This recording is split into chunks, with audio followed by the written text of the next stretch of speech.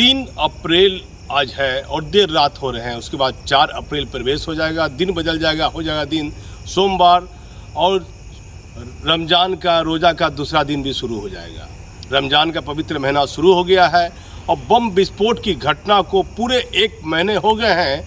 1 महीने के दौरान जो पुलिस सूत्र बता रहे हैं कि पुलिस ये नहीं मालूम कर पाई है कि उस 3 मकान जो ज़मींदोज़ हुए हैं किस मकान में सबसे अधिक बारूद या पटाखा रखा हुआ था।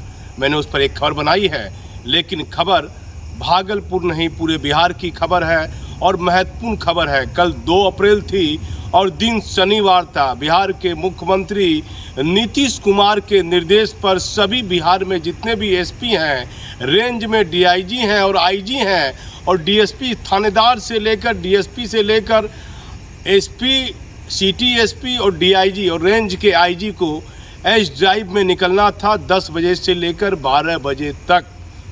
एक रिटायर्ड डीजीपी ने कहा कि बिहार के मुख्यमंत्री नीतीश कुमार यदि अपने सुशासन के सच को जानना चाहते हैं तो 2 अप्रैल को आपके दिए गए एस ड्राइव के निर्धारित समय के अनुसार बिहार में जितने भी ज़िले हैं 40 या 42 पुलिस ज़िला मिलाकर, तो आप मालूम कर लीजिए कि ज़िले में कितने सिटी एसपी, डीएसपी और डीआईजी और रेंज के आईजी अब माननीय मुख्यमंत्री जी आपके निर्देश का अनुपालन किए थे। सभी सीनियर आईपीएस अधिकारी का सीडीआर और टावर लोकेशन निकालिए, जिससे ये मालूम पड़ेगा कि बिहार में कानून और न्याय व्यवस्था की जो आप बात करते हैं, आपने कहीं न कहीं बिहार में बेहतर भी काम किया है। यदि आप सच के साथ चलने वाले मुख्यमंत्री हैं माननीय मुख्यमंत्री जी, क्योंकि आपके बारे में चर्चा है कि एक लंबे समय तक अब बिहार के मुख्यमंत्री अब आप नहीं रहिएगा। राजनीतिक गलियारों में कहीं न कहीं ये बात उठी है कि केंद्र में कोई महत्वपूर्ण पद पर आप जा सकते हैं और बीजेपी के एक महत्वपूर्ण नेता को बिहार का मुख्यमंत्री बनाया जा सकता है। तो आपके निर्देश पर सभी सीनियर अधिकारी को 2 अप्रैल को रात्रि में एस ड्राइव में निकलना था। ये सच जानना है तो सभी रेंज में तैनात अधिकारियों का आप सीडीआर, मोबाइल का सीडीआर निकालिए, सरकारी मोबाइल का भी सीडीआर निकालिए। यदि आईपीएस अधिकारी के पास प्राइवेट मोबाइल भी है तो उसका भी सीडीआर निकालिए। उससे ये सच मालूम होगा कि कितने अधिकारी बिहार में आपके निर्देश का अनुपालन किए थे। नीतीश कुमार के भी आदेश का उल्लंघन हो रहा है। यदि किसी आईपीएस अधिकारी ने आपके आदेश का उल्लंघन जानबूझकर किया है तो आपको तय करना है कि उस आईपीएस अधिकारी पर क्या विभागीय कार्रवाई चलानी है, क्या लिखा पढ़ी होगी।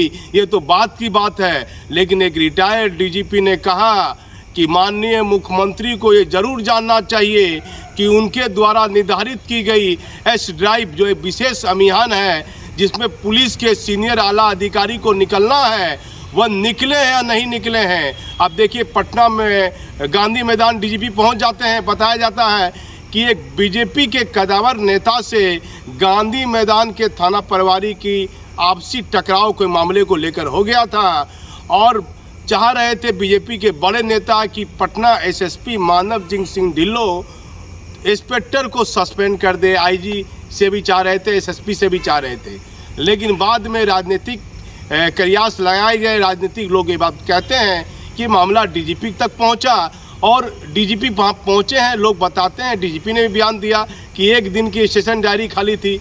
यदि किसी इलाके में विधि व्यवस्था की स्थिति खराब है और मान लीजिए कोई बम विस्फोट हो गया है, कोई बड़ी घटना घट गई है या कई लोग मर गए हैं, तो 1 दिन की स्टेशन डायरी खाली रखना वाजिब इसलिए मांगते हैं। मैंने कई रिटायर्ड थानेदार से बात किया कि सरकार का जो पक्ष होता है, सरकारी अभियोजन जिसे कहते हैं, वह कमज़ोर ना हो जाए, इसके लिए थानेदार कम से कम 1 दिन 2 दिन स्टेशन डायरी खाली रखता है। 3 दिन 4 दिन स्टेशन डायरी रखना तो कानूनन गैर कानूनन है ही है, 1 दिन भी रखना गैर कानूनन है। लेकिन किन परिस्थितियों में थानेदार, उसकी क्या मंशा है स्टेशन डायरी खाली रखने की, और स्टेशन डायरी में लगातार पत्रकारों का भी नाम उल्लेख होता है, ऐसा क्यों होता है, इस पर भी बिहार के मुख्यमंत्री को गौर करना होगा। सबसे महत्वपूर्ण खबर है माननीय मुख्यमंत्री जी, 2 अप्रैल में आपके आदेश पर पूरे बिहार में एस ड्राइव की बात सामने आई है, सभी सीनियर अधिकारी को निकलना था।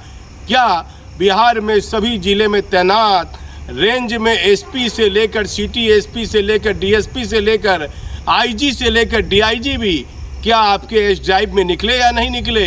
भले ही आप कोई कार्रवाई नहीं कीजिएगा, लेकिन अपने सुशासन का सच जानने के लिए रिटायर्ड डीजीपी की बात को आप मान सकते हैं।